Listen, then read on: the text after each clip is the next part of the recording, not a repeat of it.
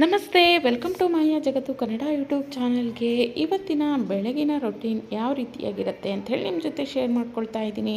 ಬೆಳಗ್ಗೆ ಬೇಗನೆ ಎದ್ದಿದ್ದೆ, ಒಳಗಡೆ ಎಲ್ಲ ಕಸ ಎಲ್ಲ ಗುಡಿಸ್ಕೊಂಡು ನೆಲ ಒರೆಸ್ಕೊಂಡು ಹೊರಗಡೆ ಎಲ್ಲ ಒರೆಸಿ ಅನ್ನೋಷ್ಟರಲ್ಲಿ ಸ್ವಲ್ಪ ಟೈಮ್ ಹಿಡಿದೇ ಬಿಟ್ಟಿತ್ತು. ಬೆಳಗ್ಗೆ ಗಿಡಗಳನ್ನು ನೋಡೋದೇ ಒಂದು ಖುಷಿ ಅಲ್ವಾ, ತುಂಬಾ ಖುಷಿ ಅನಿಸುತ್ತೆ ಫ್ರೆಶ್ ಆಗಿರೋವಂಥ ಒಂದು ಗಿಡಗಳನ್ನು ನೋಡಲಿಕ್ಕೆ. ಇನ್ನು ಎಲ್ಲ ಆದಮೇಲೆ ಸ್ನಾನ ಎಲ್ಲ ಮಾಡ್ಕೊಂಡು ಬಂದು ಹೊರಗಡೆ ಹೊಸ್ತಿಲಿಗೆ ಮತ್ತು ತುಳಸಿ ಗಿಡಕ್ಕೆ ರಂಗೋಲಿ ಹಾಕ್ತಾ ಇದ್ದೀನಿ. ನಾನೇನು ತುಂಬ ದೊಡ್ಡದಾಗಿರುವಂಥ ಡಿಸೈನ್ ಆಗಿರೋವಂಥ ರಂಗೋಲಿಗಳನ್ನು ಬೆಳಗಿನ ಸಮಯದಲ್ಲಿ ಹಾಕೋದಿಲ್ಲ. ನನಗೇನು ತಿಳಿಯುತ್ತೋ ಯಾವುದು ಬರುತ್ತೋ ಅದನ್ನು ಸಿಂಪಲಾಗಿ ಹಾಕ್ಬಿಟ್ಟು ಹೋಗ್ತಾ ಇರ್ತೀನಿ ಅಷ್ಟೇ. ಇನ್ನು ರಾತ್ರಿಯೇ ನಾನು ಪಾತ್ರೆ ಏನಿತ್ತೆಲ್ಲ ವಾಶ್ ಮಾಡಿಬಿಟ್ಟು ಅಡುಗೆ ಮನೆ ಕಟ್ಟೆ ಎಲ್ಲ ಕ್ಲೀನಾಗಿ ಒರೆಸಿಟ್ಬಿಟ್ಟಿದ್ದೆ. ಇನ್ನು ನಮ್ಮ ದೇವ್ರ ಮನೆನ ನೀವು ನೋಡ್ಬೋದು, ಒಂದು ವಾರ ಆಯಿತು ನಾನು ಪೂಜೆ ಮಾಡೋಂಗಿರಲಿಲ್ಲ. ಹಾಗಾಗಿ ನಮ್ಮ ಮನೆಯವರೇ ಮಾಡ್ತಾಯಿದ್ರು. ನೋಡಿ, ದೇವ್ರ ಮನೆ ಒಂದು ಹೂ ಇಲ್ಲ, ಏನೂ ಇಲ್ಲ, ಹೇಗಾಗಿದೆ ಅಂಥೇಳಿ.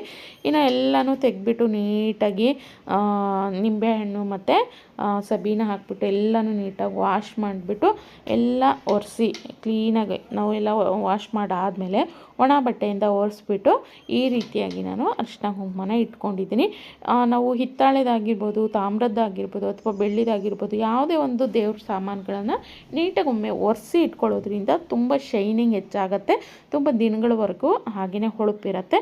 ಆನಂತರ ದೇವ್ರ ಮನೆ ಎಲ್ಲ ಕ್ಲೀನ್ ಮಾಡ್ಕೊಂಡಿದ್ದು ಆದಮೇಲೆ ನಾನೇನು ದೇವ್ರ ಪಾತ್ರೆ ಎಲ್ಲ ತೊಳೆದಿಟ್ಟಿದ್ದೆ ಎಲ್ಲನೂ ಜೋಡಿಸ್ಕೊಂಡು ದೇವರಿಗೆ ಹೂವೆಲ್ಲ ಇಟ್ಬಿಟ್ಟು ನಂತರ ಈಗ ನಾನು ಪೂಜೆ ಮಾಡಲಿಕ್ಕೆ ಹೋಗಿದ್ದೀನಿ. ದೇವ್ರ ಹತ್ರ ಒಂದು ಪುಟ್ಟ ರಂಗೋಲಿ ಕೂಡ ಹಾಕ್ಕೊಂಡಿದ್ದೀನಿ. ನಂತರ ದೀಪಗಳನ್ನು ಹಚ್ಚಿ ನಾನು ಇವತ್ತಿನ ಪೂಜೆಯನ್ನು ಮಾಡ್ಕೊಳ್ತಾ ಇದ್ದೀನಿ. ನಾವು ಎಲ್ಲ ಕೆಲಸ ಆದಮೇಲೆ ಮಧ್ಯಾಹ್ನ ಸಮಯದಲ್ಲಿ ಪೂಜೆ ಮಾಡೋದಕ್ಕಿಂತ ಈ ರೀತಿ ಬೆಳಗಿನ ಸಮಯದಲ್ಲಿ ಪೂಜೆ ಮಾಡ್ಕೊಳ್ಳೋದ್ರಿಂದ ಮನಸ್ಸಿಗೆ ತುಂಬ ನೆಮ್ಮದಿ ಅನಿಸುತ್ತೆ. ಇನ್ನು ಬೆಳಗ್ಗೆ ಪೂಜೆ ಆದಮೇಲೆ ಎಲ್ಲ ಕೆಲಸನೂ ನಾವು ಶುರು ಮಾಡ್ಕೊಳ್ಳೋದ್ರಿಂದ ಮನಸ್ಸಿಗೆ ತುಂಬ ಒಂಥರ ಸಮಾಧಾನ ಇರುತ್ತೆ. ಜೊತೆಗೆ ಕೆಲಸಗಳು ಕೂಡ ಸರಾಗವಾಗಿ ಆಗ್ತಾ ಇರುತ್ತೆ ಅಂತಲೇ ಹೇಳ್ಬೋದು. ಹಾಗಾಗಿ ನಾನು ಸಾಮಾನ್ಯವಾಗಿ ಬೆಳಗಿನ ಜಾವನೇ ಪೂಜೆ ಮಾಡ್ಕೊಳ್ತೀನಿ. ಅಂದರೆ ಬೆಳಗ್ಗೆ ಎದ್ದ ತಕ್ಷಣವೇ ಫಸ್ಟು ಸ್ನಾನ, ಪೂಜೆ, ಆನಂತರ ಉಳಿದಿರೋವಂಥ ಕೆಲಸಗಳನ್ನು ಮಾಡ್ಕೊಳ್ತೀನಿ. ಅಥವಾ ತುಂಬ ಕೆಲಸ ಇದೆ, ಟೈಮ್ ಆಗೋಲ್ಲ ಅನ್ನೋವಂಥ ಸಮಯದಲ್ಲಿ ಮಾತ್ರ ನಾನು ಎಲ್ಲ ಕೆಲಸ ಆದಮೇಲೆ ಪೂಜೆಯನ್ನು ಮಾಡೋದು. ಆದರೂ ಅದು ತೀರಾ ಕಡಿಮೆ ಅಂತಲೇ ಹೇಳ್ಬೋದು. ಇನ್ನು ಬೆಳಗ್ಗೆನೇ ಈ ರೀತಿ ಪೂಜೆ ಮಾಡಿಬಿಟ್ಟು ದೇವ್ರನ್ನ ನೋಡೋದು ಒಂದು ತುಂಬ ಅಂದರೆ ತುಂಬ ಖುಷಿ ಕೊಡುತ್ತೆ, ತುಂಬಾ ಒಂದು ಲಕ್ಷಣವಾಗಿ ಕಾಣುತ್ತೆ ಅಂತಲೇ ಹೇಳ್ಬೋದು. ಇನ್ನು ಪೂಜೆ ಎಲ್ಲ ಆದಮೇಲೆ ನಾನು ಸ್ವಲ್ಪ ಕಾಫಿ ಎಲ್ಲ ಕುಡಿದ್ಬಿಟ್ಟು ಬೆಳಗಿನ ತಿಂಡಿನ ರೆಡಿ ಮಾಡ್ಕೊಳ್ತಾ ಇದ್ದೀನಿ. ತಿಂಡಿಗೋಸ್ಕರ ನಾನಿಲ್ಲಿ ಇವತ್ತು ಪಲಾವನ್ನು ಮಾಡ್ತಾಯಿದ್ದೀನಿ. ತುಂಬ ತರಕಾರಿಗಳನ್ನು ಹಾಕ್ಬಿಟ್ಟು ಒಂದು ಪಲಾವನ್ನು ರೆಡಿ ಮಾಡ್ಕೊಳ್ತಾ ಇದ್ದೀನಿ. ಪಲಾವ್ ಮಾಡಲಿಕ್ಕೆ ನಾನಿಲ್ಲಿ ಒಂದು ಕುಕ್ಕರ್ಗೆ ಎಣ್ಣೆ ಹಾಕಿಬಿಟ್ಟು ಆನಂತರ ಪಲಾವ್ ಎಲೆ, ಚಕ್ಕೆ, ಲವಂಗ, ಕಾಳುಮೆಣಸು ಇದಷ್ಟನ್ನು ಹಾಕಿ ಸ್ವಲ್ಪ ಹುರ್ಕೊಂಡು ಆದಮೇಲೆ ಕಟ್ ಮಾಡಿರುವಂಥ ಈರುಳ್ಳಿ ಮತ್ತು ಟೊಮೊಟೊನ ಹಾಕ್ಕೊಂಡು ಬಾಡಿಸ್ಕೊಳ್ತಾ ಇದ್ದೀನಿ. ಇದು ಸ್ವಲ್ಪ ಹಸಿ ವಾಸನೆ ಎಲ್ಲ ಹೋಗಬೇಕು. ಅಷ್ಟರಲ್ಲಿ ನಾನು ಮಸಾಲೆನ ಇಲ್ಲೇ ರೆಡಿ ಮಾಡ್ಕೊಳ್ತಾ ಇದ್ದೀನಿ. ಶುಂಠಿ ಬೆಳ್ಳುಳ್ಳಿನ ಒಂದು ಮಿಕ್ಸಿ ಜಾರಿಗೆ ಹಾಕ್ಕೊಂಡಿದ್ದೀನಿ. ಆನಂತರ ಸ್ವಲ್ಪ ಪುದೀನ ಹಾಕ್ಕೊಳ್ತಾ ಇದ್ದೀನಿ, ಸ್ವಲ್ಪ ಕೊತ್ತಂಬರಿ ಸೊಪ್ಪನ್ನು ಸೇರಿಸ್ಕೊಳ್ತಾ ಇದ್ದೀನಿ. ಇನ್ನು ರುಬ್ಕೊಳ್ಳೋದಕ್ಕೆ ನಾನಿಲ್ಲಿ ಒಂದು 2 ಈರುಳ್ಳಿನ ಹಾಕ್ಕೊಳ್ತಾ ಇದ್ದೀನಿ. ದೊಡ್ಡ ಸೈಜಿನ ಈರುಳ್ಳಿನೇ ನಾನಿಲ್ಲಿ ತೊಗೊಂಡಿದ್ದೆ. ಆನಂತರ ಮಸಾಲೆ, ಗರಂ ಮಸಾಲೆ ಅಂದರೆ ಚಕ್ಕೆ, ಲವಂಗ, ಏಲಕ್ಕಿ, ಕಾಳುಮೆಣಸು ಎಲ್ಲವನ್ನು ಹಾಕ್ಕೊಂಡಾದಮೇಲೆ ಖಾರಕ್ಕೆ ಎಷ್ಟು ಬೇಕೋ ಅಷ್ಟು ಹಸಿಮೆಣಸು ಹಾಕ್ಕೊಳ್ಬೇಕು. ನಾನಿಲ್ಲಿ ಒಂದು 4ರಿಂದ 5 ಹಾಕ್ಕೊಂಡಿದ್ದೀನಿ. ಅದನ್ನು ಒಂದು ನೀರನ್ನು ಹಾಕ್ತೀನಿ, ಸಣ್ಣಗೆ ರುಬ್ಬಿಟ್ಕೊಳ್ಬೇಕು. ಇನ್ನು ಈ ಕಡೆ ಟೊಮೊಟೊ, ಈರುಳ್ಳಿ ಚೆನ್ನಾಗಿ ಫ್ರೈ ಆಗಿದೆ. ಇದಕ್ಕೇ ನಾನಿಲ್ಲಿ ಕಟ್ ಮಾಡಿ ಇಟ್ಕೊಂಡಿರುವಂಥ ತರಕಾರಿಗಳನ್ನು ಸೇರಿಸ್ಕೊಳ್ತಾ ಇದ್ದೀನಿ. ಕ್ಯಾರೆಟು, ಬೀನ್ಸು, ಆಲೂಗಡ್ಡೆ ಇದಷ್ಟನ್ನು ಸಣ್ಣದಾಗಿ ಕಟ್ ಮಾಡಿ ಇಟ್ಕೊಂಡಿದ್ದೆ. ಅದನ್ನು ಸೇರಿಸ್ಕೊಂಡು ಇದನ್ನು ಒಂದು 2 ನಿಮಿಷ ನಾವು ಚೆನ್ನಾಗಿ ಎಣ್ಣೆಯಲ್ಲಿ ಫ್ರೈ ಮಾಡ್ಕೊಳ್ಬೇಕಾಗತ್ತೆ. ನಂತರ ಅದ್ರ ಜೊತೆಗೇ ನೆನೆಸಿಟ್ಟಿರೋವಂಥ ಸ್ವಲ್ಪ ಬಟಾಣಿ ಇತ್ತು, ಅದನ್ನು ಕೂಡ ಸೇರಿಸ್ಕೊಂಡು ಒಂದು ಹಿಡಿ ಆಗೋಷ್ಟು ನಾನಿಲ್ಲಿ ಎಲೆಕೋಸನ್ನು ಸೇರಿಸ್ಕೊಳ್ತಾ ಇದ್ದೀನಿ. ನೀವು ಹೂಕೋಸು ಸೇರಿಸ್ಕೊಬೋದು, ಎಲೆಕೋಸನ್ನು ಸೇರಿಸ್ಕೊಳ್ಬೋದು ಅಥವಾ ಗೆಡ್ಡೆಕೋಸನ್ನು ಸೇರಿಸ್ಕೊಳ್ಬೋದು. ಹಾಕ್ಕೊಳ್ಳೋದ್ರಿಂದ ನಮ್ಮ ಪಲಾವಿನ ಟೇಸ್ಟು ತುಂಬ ಚೆನ್ನಾಗಿರುತ್ತೆ. ಖಂಡಿತ ಇತ್ತು ಅಂದರೆ ಎಲೆಕೋಸು ಹಾಕ್ಕೊಳ್ಳಿ, ಇಲ್ಲ ಗೆಡ್ಡೆಕೋಸಾದರೂ ಆಯಿತು, ಹೂಕೋಸಾದರೂ ಆಯಿತು ಹಾಕ್ಕೊಳ್ಳಿ, ತುಂಬ ಟೇಸ್ಟಿಯಾಗಿ ಬರುತ್ತೆ. ಎಲ್ಲವನ್ನು ನಾನಿಲ್ಲಿ ಮಿಕ್ಸ್ ಮಾಡಿ ಇದನ್ನು ಒಂದು 2ರಿಂದ 3 ನಿಮಿಷ ಮತ್ತೆ ಚೆನ್ನಾಗಿ ಫ್ರೈ ಮಾಡ್ಕೊಳ್ಬೇಕು ಈ ಒಂದು ತರಕಾರಿಗಳನ್ನು. ಆ ನಂತರ ನಾನಿಲ್ಲಿ ಮೊದಲೇ ರುಬ್ಬಿಟ್ಕೊಂಡಿರುವಂಥ ಮಿಶ್ರಣ ಮಸಾಲೆ ಏನಿತ್ತು ಅದನ್ನು ಸೇರಿಸ್ಕೊಳ್ತಾ ಇದ್ದೀನಿ. ಈ ಒಂದು ಮಸಾಲೆ ಹಾಕಾದ್ಮೇಲೆ ನೋಡಿ ಚೆನ್ನಾಗಿ ಈ ರೀತಿಯಾಗಿ ಮಿಕ್ಸ್ ಮಾಡ್ಕೊಳ್ಬೇಕು. ಎಣ್ಣೆ ಸ್ವಲ್ಪ ಮೇಲೆ ಬರುತ್ತೆ ಅಲ್ಲಿವರೆಗೂ ನಾವು ಇದನ್ನು ಇದೇ ರೀತಿಯಾಗಿ ಬೇಯಿಸ್ಕೊಳ್ಬೇಕು. ನೋಡಿ ಈ ರೀತಿ ಸ್ವಲ್ಪ ಕಲರ್ ಚೇಂಜ್ ಆಗಿ ನಿಮಗೆ ಎಣ್ಣೆ ಈ ರೀತಿ ಮೇಲೆ ಕಾಣಲಿಕ್ಕೆ ಶುರುವಾಗುತ್ತೆ. ಅಲ್ಲಿವರೆಗೂ ಇದನ್ನು ಬೇಯಿಸ್ಕೊಳ್ಳೋದ್ರಿಂದ ಮಸಾಲೆ ಚೆನ್ನಾಗಿ ಎಣ್ಣೆಯಲ್ಲಿ ಫ್ರೈ ಆದಂಗೆ ಆಗುತ್ತೆ. ಇದರಿಂದ ನಮ್ಮ ಪಲಾವಿನ ಟೇಸ್ಟು ತುಂಬಾ ರುಚಿಯಾಗಿ ಬರುತ್ತೆ. ಇನ್ನು ಈ ಸಮಯದಲ್ಲಿ ನಾನು ಒಂದು 2 ಟೀ ಸ್ಪೂನ್ ಆಗುವಷ್ಟು ಸಿಹಿ ಮೊಸರನ್ನು ಸೇರಿಸ್ಕೊಳ್ತಾ ಇದ್ದೀನಿ. ಹುಳಿ ಇರಬಾರ್ದು, ಸಿಹಿಯಾಗಿರೋಂಥ ಮೊಸರು, ಗಟ್ಟಿ ಮೊಸರು ಸೇರಿಸ್ಕೊಳ್ಳಿ. ಇದರಿಂದನೂ ಕೂಡ ಅಷ್ಟೇ ಪಲಾವಿನ ರುಚಿ ತುಂಬ ಚೆನ್ನಾಗಿರುತ್ತೆ, ಟೇಸ್ಟಿಯಾಗಿ ಬರುತ್ತೆ. ಮೊಸರನ್ನ ಹಾಕ್ಬಿಟ್ಟು ಈ ರೀತಿ ಚೆನ್ನಾಗಿ ಮಿಕ್ಸ್ ಮಾಡ್ಕೊಳ್ಬೇಕು. ಮೊಸರು ಹಾಕೊಳ್ಳೋದು ಆಪ್ಷನಲ್ಲು, ನಿಮಗೆ ಇಷ್ಟ ಇತ್ತು ಅಂದರೆ ಹಾಕ್ಕೊಳ್ಳಿ. ಆದರೆ ಹಾಕ್ಕೊಳ್ಳೋದ್ರಿಂದ ನಮ್ಮ ಪಲಾವಿನ ಟೇಸ್ಟು ರುಚಿ ತುಂಬ ಚೆನ್ನಾಗಿ ಬರುತ್ತೆ. ಹಾಗಾಗಿ ನಾನಿಲ್ಲಿ ಮೊಸರು ಸೇರಿಸ್ಕೊಳ್ತಾ ಇದ್ದೀನಿ. ಇನ್ನು ನಾನಿಲ್ಲಿ 1 ಗ್ಲಾಸ್ ಆಗುವಷ್ಟು ಅಕ್ಕಿನ ನೆನೆಸಿಟ್ಕೊಂಡಿದ್ದೀನಿ. ಹಾಗಾಗಿ ಒಂದು 2 ಲೋಟದಷ್ಟು ನೀರನ್ನು ಸೇರಿಸ್ಕೊಳ್ತಾ ಇದ್ದೀನಿ. ಅಂದರೆ 1 ಲೋಟಕ್ಕೆ 2 ಲೋಟದಷ್ಟು ನೀರು ಸಾಕಾಗತ್ತೆ. ನಾನು ಸ್ವಲ್ಪ ಮೆತ್ತಗೆ ಮಾಡ್ತಾ ಇದ್ದೀನಿ. ತುಂಬ ಉದುರುದ್ರಾಗಿದ್ದರೆ ಮಕ್ಕಳಿಗೆ ಇಷ್ಟ ಆಗೋದಿಲ್ಲ ಪಲಾವ್. ಹಾಗಾಗಿ 2 ಲೋಟ ಸ್ವಲ್ಪ ಜಾಸ್ತಿ ನೀರನ್ನು ಸೇರಿಸ್ಕೊಂಡಿದ್ದೀನಿ.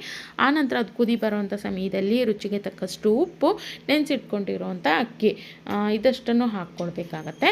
ನೋಡಿ ನೀವು ಎಷ್ಟು ಅಕ್ಕಿ ತೊಗೊಳ್ತೀರೋ ಅದರ 1 ಪಟ್ಟು ಜಾಸ್ತಿ ಆಗೋಷ್ಟು, ಅಂದರೆ 1 ಲೋಟಕ್ಕೆ 2 ಲೋಟದಷ್ಟು ನೀವು ನೀರನ್ನು ತೊಗೊಂಡ್ರೆ ಸಾಕಾಗತ್ತೆ. ಮೆತ್ತಗೆ ಬೇಕು ಅಂದರೆ ಸ್ವಲ್ಪ ಜಾಸ್ತಿ ಸೇರಿಸ್ಕೊಳ್ಳಿ. ಇನ್ನು ಕೊನೆಯಲ್ಲಿ ನಾನು ಸ್ವಲ್ಪ ಗರಂ ಮಸಾಲ ಕೂಡ ಸೇರಿಸ್ಕೊಳ್ತಾ ಇದ್ದೀನಿ. ಗರಂ ಮಸಾಲ ಹಾಕೊಳ್ಳೋದ್ರಿಂದನೂ ಕೂಡ ಅಷ್ಟೇ ನಮ್ಮ ಪಲಾವಿನ ರುಚಿ ತುಂಬ ಹೆಚ್ಚಾಗಿರುತ್ತೆ. ಆನಂತರ ಇದನ್ನು 2 ವಿಜಲ್ ತೊಗೊಂಡ್ರೆ ಸಾಕಾಗತ್ತೆ. ತುಂಬ ಟೇಸ್ಟಿಯಾಗಿರುವಂಥ, ಸೂಪರ್ ಟೇಸ್ಟಿಯಾಗಿರುವಂಥ ಒಂದು ಪಲಾವ್ ಅನ್ನೋಂಥದ್ದು, ವೆಜಿಟೇಬಲ್ ಪಲಾವ್ ಅನ್ನೋಂಥದ್ದು ರೆಡಿ ಆಗುತ್ತೆ. ಬೆಳಗ್ಗೆ ತುಂಬ ಕೆಲಸ ಇದೆ, ತುಂಬ ಗಡಿಬಿಡಿ ಇದೆ ಅನ್ನುವಂಥ ಸಮಯದಲ್ಲಿ ಈ ರೀತಿ ರೈಸ್ ಬಾತ್ಗಳು ತುಂಬ ಬೆಸ್ಟ್ ಅಂತಲೇ ಹೇಳ್ಬೋದು. ತುಂಬ ಬೇಗನೂ ಆಗುತ್ತೆ, ಜೊತೆಗೆ ಫಾಸ್ಟಾಗಿ ಕೂಡ ಮಾಡ್ಕೊಂಡ್ಬಿಡ್ಬೋದು. ನಾವು ತರಕಾರಿ ಹೆಚ್ಚಿ ಈ ರೀತಿ ರೈಸನ್ನು ಮಾಡ್ಕೊಳ್ಳೋದು ತುಂಬ ಈಸಿ ಅಲ್ವಾ. ಚಪಾತಿ, ರೊಟ್ಟಿ, ದೋಸೆ ಇದಕ್ಕಿಂತ ತುಂಬ ಸುಲಭ ಅಂದರೆ ಈ ರೀತಿ ಪಲಾವು, ರೈಸ್ ಬಾತು, ಈ ರೀತಿ ರೈಸ್ ಐಟಮ್ಮು ತುಂಬ ಸುಲಭ ಆಗುತ್ತೆ, ಬೇಗ ಕೂಡ ಆಗಿಬಿಡತ್ತೆ. ಇನ್ನು ಈ ಕಡೆ ನಾನು ಮಕ್ಕಳಿಗೆ ಲಂಚ್ ಬಾಕ್ಸಿಗೆ ಹಾಕಿಟ್ಟಿದ್ದೀನಿ. ಸೌತೆಕಾಯಿ ಮತ್ತು ಈರುಳ್ಳಿ ಎಲ್ಲ ಸೇರಿಸ್ಬಿಟ್ಟು ಮೊಸರು ಬಜ್ಜಿ ಕೂಡ ಮಾಡಿಟ್ಟಿದ್ದೆ. ಇನ್ನು ತಟ್ಟೆಗೂ ಹಾಕಿಟ್ಟಿದ್ದೀನಿ. ಬಾಕ್ಸೆಲ್ಲ ಹಾಕ್ಬಿಟ್ಟು ಅವ್ರಿಗೆ ಕೊಟ್ಟರೆ ಮಕ್ಕಳ ಕೆಲಸ ಮುಗೀತು ಅಂತಲೇ ಹೇಳ್ಬೋದು. ಇನ್ನು ಇಬ್ಬರೂ ರೆಡಿ ಮಾಡಿಬಿಟ್ಟು ಅವ್ರನ್ನ ಸ್ಕೂಲಿಗೆ ಕಳಿಸಾದ್ಮೇಲೆ ನಾನು ರಾಯರ ಮಠಕ್ಕೆ ಹೋಗೋಣ ಅಂಥೇಳಿ ಹೊರಟಿದ್ವಿ. ಇವತ್ತು ಗುರುವಾರ ಆಗಿರೋದ್ರಿಂದ ತುಂಬ ದಿನಗಳಿಂದ ಅಂದ್ಕೊಂಡಿದ್ದೆ ಮಠಕ್ಕೆ ಹೋಗಿ ಬರಬೇಕು ಅಂಥೇಳಿ. ಅದಕ್ಕೆ ಟೈಮ್ ಈಗ ಕೂಡಿ ಬಂದಿದೆ. ಹಾಗಾಗಿ ಬೆಳಗ್ಗೆನೇ ತಿಂಡಿ ಕೂಡ ತಿಂದಿರಲಿಲ್ಲ. ಫಸ್ಟು ಹೋಗಿ ಬಂದುಬಿಡೋಣ ಅಂಥೇಳಿ ಬಂದಿದ್ದೀವಿ. ನಿಜವಾಗ್ಲೂ ತುಂಬ ಒಳ್ಳೆ ಅಲಂಕಾರ ಮಾಡಿದರು, ತುಂಬ ಖುಷಿಯಾಯಿತು. ತುಂಬ ಅಂದರೆ ತುಂಬ ನೋಡಲಿಕ್ಕೆ ಒಂದು ಕಣ್ಣು ಸಾಲದು ಅಂತಲೇ ಹೇಳ್ಬೋದು, ಅಷ್ಟು ಚೆನ್ನಾಗಿ ಮಾಡಿದರು.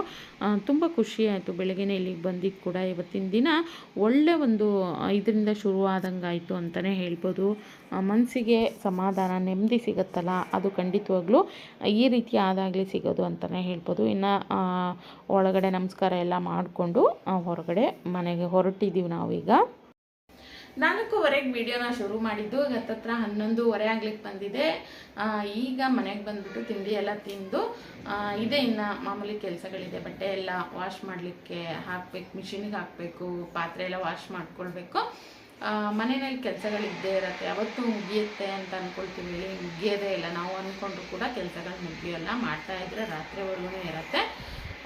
ಇವತ್ತು ಖುಷಿ ವಿಷಯ ಅಂದರೆ ಒಂದು ಒಳ್ಳೆ ವಿಷಯ ನಡೀಲಿಕ್ಕೋ ಅಥವಾ ಒಂದು ಒಳ್ಳೇದೇನೋ ಆಗಬೇಕು ಅಂದರೆ ಅದಕ್ಕೆ ಅದರದ್ದೇ ಆದಂಥ ಒಂದು ಸಮಯ ಬರಬೇಕು. ಹಾಗೆ ನನಗೂ ಕೂಡ ಒಂದು ರಾಯರನ್ನ ನೋಡೋ ಅಂಥದ್ದು, ಅಥವಾ ನಾನು ಇಲ್ಲೇ ಹತ್ತಿರ ಇದ್ದರೂ ಕೂಡ ಮಠಕ್ಕೆ ಎಷ್ಟು ದಿನಕ್ಕೂ ಹೋಗಿರಲಿಲ್ಲ, ಅದಕ್ಕೊಂದು ಒಳ್ಳೆ ಕಾಲ ಕೂಡಿ ಬಂತು ಅಂಥೇಳಿ ನಾನಿವತ್ತು ಅಂದ್ಕೊಳ್ತೀನಿ. ತುಂಬ ಖುಷಿಯಾಗಿದ್ದೀನಿ, ತುಂಬ ಸಮಾಧಾನ ಇದೆ, ತುಂಬ ಒಳ್ಳೆಯದಾಗ್ತಿದೆ ನನ್ನ ಜೀವನದಲ್ಲಿ ಅನ್ನೋ ಅಷ್ಟು ಒಂದು ನೆಮ್ಮದಿ ನನಗೆ ಖಂಡಿತವಾಗ್ಲೂ ಇವತ್ತು ಸಿಕ್ಕಿದೆ ಅಂತಲೇ ಹೇಳ್ಬೋದು. ಇದಾಗಿತ್ತು ಸ್ನೇಹಿತರೆ ಇವತ್ತಿನ ಒಂದು ಪುಟ್ಟ ವಿಡಿಯೋ ಅಂತಲೇ ಹೇಳ್ಬೋದು. ನಾನು ಸಿಗ್ತೀನಿ ಮತ್ತೊಂದು ಹೊಸ ವಿಡಿಯೋದೊಂದಿಗೆ. ಹೋಗಿ ಬರಲಾ? ನಮಸ್ಕಾರ.